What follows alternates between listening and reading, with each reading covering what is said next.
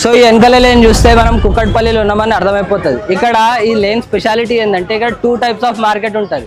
ఒకటి ఈ చిన్న స్ట్రీట్ మార్కెట్, ఈ మార్కెట్లో హండ్రెడ్స్ ఆఫ్ చిన్న షాప్స్ కవర్ అయి ఉంటాయి.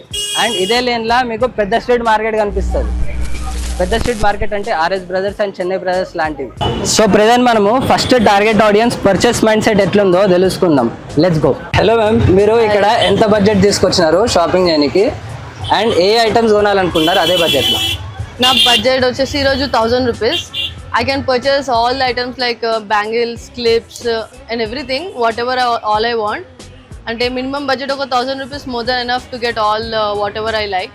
దీన్ని బట్టి చూస్తే ఇక్కడ రెగ్యులర్ ఆడియన్స్ 1500 నుండి 2K వరకు మ్యాక్సిమం పెట్టుకొని వస్తారు. అండ్ ఈ అమౌంట్ వాళ్ళు ఇంట్లో నుండే ప్రిపేర్ అయ్యి ఈ గల్లీకి వస్తారు. సో వీళ్ళనే మనము నీడ్ బేస్ ఆడియన్స్ అంటాం. వీళ్ళ అవసరానికి వాళ్ళు ఇంటి నుండి కుక్కట్పల్లి ఎంత దూరం అన్నా ట్రావెల్ చేసి వస్తారు. అండ్ మీరు అనుకుంటే ఈ చిన్న స్టోర్స్ వల్ల ముంగటున్న పెద్ద షాపింగ్ మాల్స్ బిజినెస్ తక్కువ అవుతుంది అంటే అది అస్సలు కాదు. ఎందుకంటే ఈ స్టోర్కి వచ్చే వాళ్ళు చాయిస్ బేస్ ఆడియన్స్ ఉంటారు.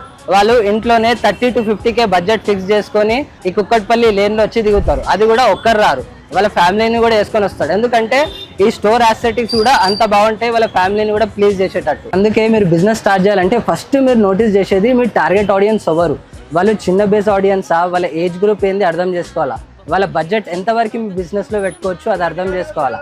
అండ్ దానికన్నా ఇంపార్టెంట్ సెకండ్ ప్లేస్మెంట్, అది ఏ రీజన్లో మీరు ప్లేస్ చేస్తున్నారు.